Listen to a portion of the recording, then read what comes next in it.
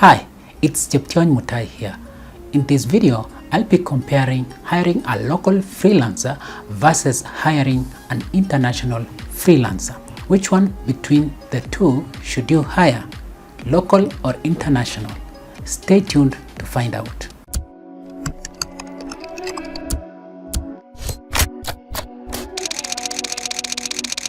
Hi.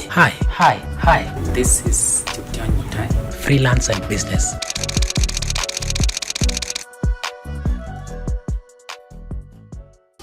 Welcome to my YouTube channel where I share tips and expert advice on freelance and business. This is based on more than 7 years of experience freelancing online and running a small video production company here in Nairobi, Kenya. I hope the information I'm going to share with you here will be of value to you. If you are here for the first time, give this video a thumbs up and subscribe to this YouTube channel. So, who should you hire when it comes to hiring a freelancer, local or international? This is a debatable subject. What is important when it comes to hiring is the end goal. Before COVID-19 pandemic hit the world, online freelancing marketplace was booming. I recall back in the year 2018 and 2019 receiving emails and messages from newbie freelancers seeking my advice after their application to be freelancers on Upwork was rejected. They wanted my advice on what to do in order to break through. During the same time in my country, Kenya, media reported that a third of Kenya's youth who were eligible for work were unemployed. This meant that the rate of youth unemployment stood at 38.9%. As an entrepreneur, I found myself in a limbo, especially on who to hire. As a Kenyan citizen, I have to be my brother's keeper. This is in our loyalty pledge, and I quote, by the living spirit embodied in our national motto, Harambee. In this case, my first priority should be to hire a local freelancer as opposed to hiring an international freelancer via online freelance marketplaces. Again, this depended on many things. I must confess that I was still get disappointed several times by local freelancers I collaborate with. At the time, I had spotted opportunities in the freelancing platforms I had signed up on and was ready to explore them. This means that I had one account as a client and another one as a freelancer. That is how I shaped my approach to hiring freelancers, which I'm going to share with you here today. It's important to note that the terms of doing work on freelancing marketplaces changes all the time in a bid to prohibit brokerage kind of business in their platforms. To begin, let's look at the reasons why people hire freelancers. When planning to hire a freelancer, the skills needed should come first. What kind of skills are you looking for? This way, you'll be able to first look around and see if you can find a local freelancer around you with the skills, and secondly, determine which platform is good to find the right freelancer.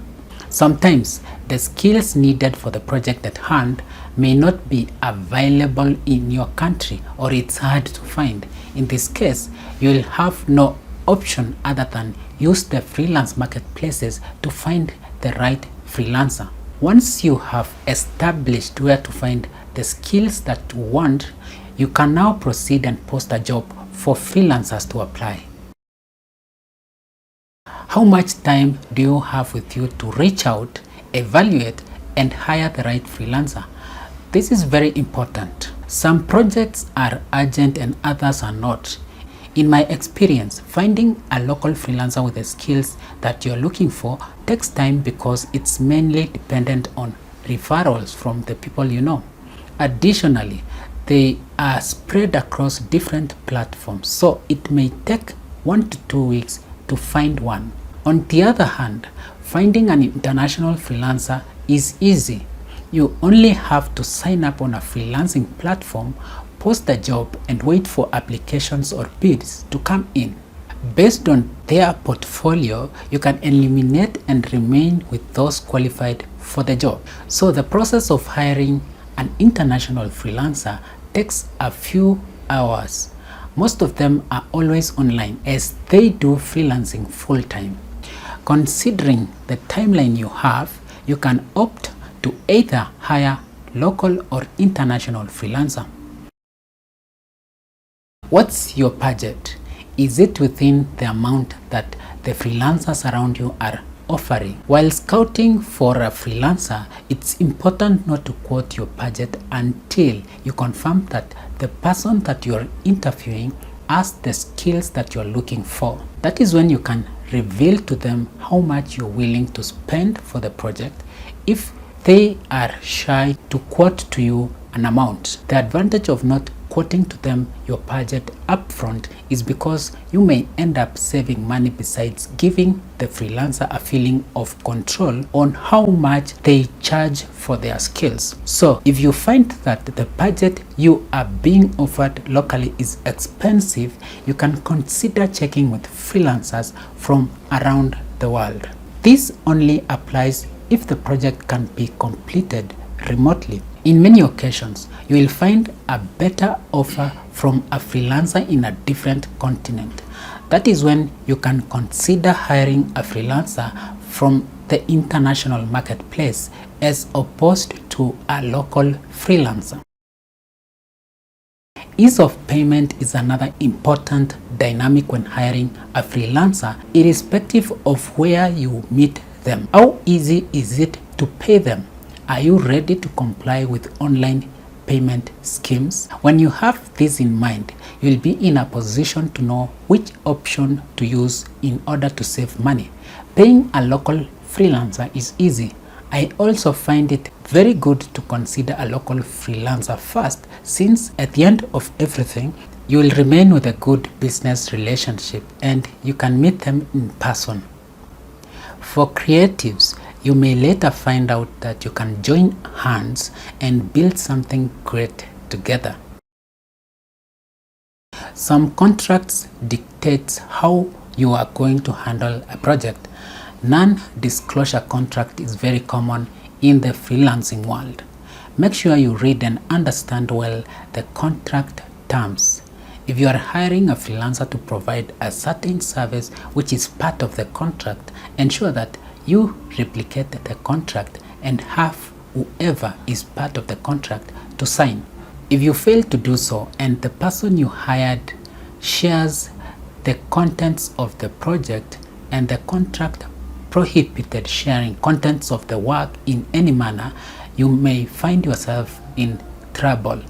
That is why in such occasions, if it's a contract originating from a local organization, it's wise to hire a local talent who can work on the project and can agree to sign the contract. But again, you are not limited. You can still consider either local or international freelancer depending on time, cost, availability, and will to sign the non-disclosure contract.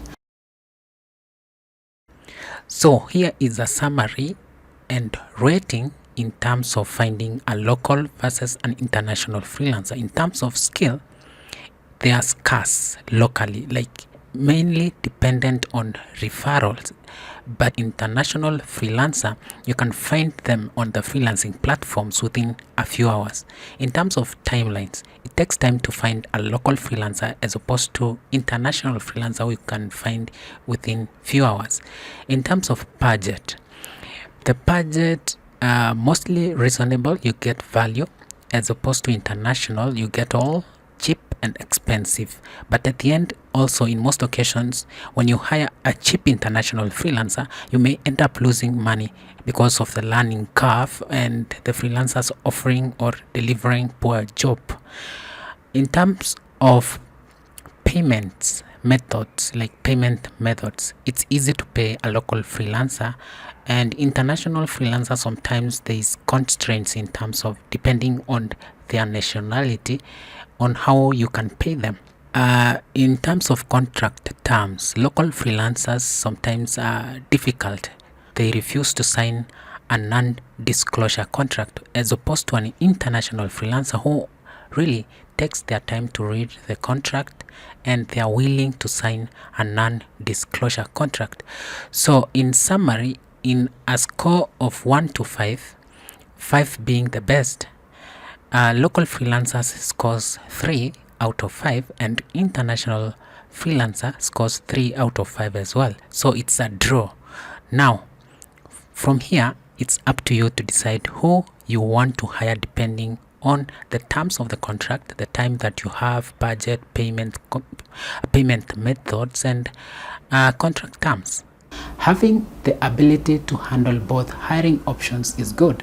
It gives you a room to understand the many dynamics of doing business both locally and internationally. I use both regularly depending on the skill I'm looking for and ease of access. I find it easy to hire anyone from any country for tech-related skills because I get variety of offers besides being able to find someone with experience in very specific niches in the market. Economy of the future lies in both markets. Which approach do you prefer when hiring freelancers, local or international? Please let me know your thoughts in the comment section below. And until next time, bye bye and take care. My name is Cheption Otai. Follow me on Twitter at Cheptioni. Looking for professional screencast video production services? Request a free quote on www.techtubstudio.com.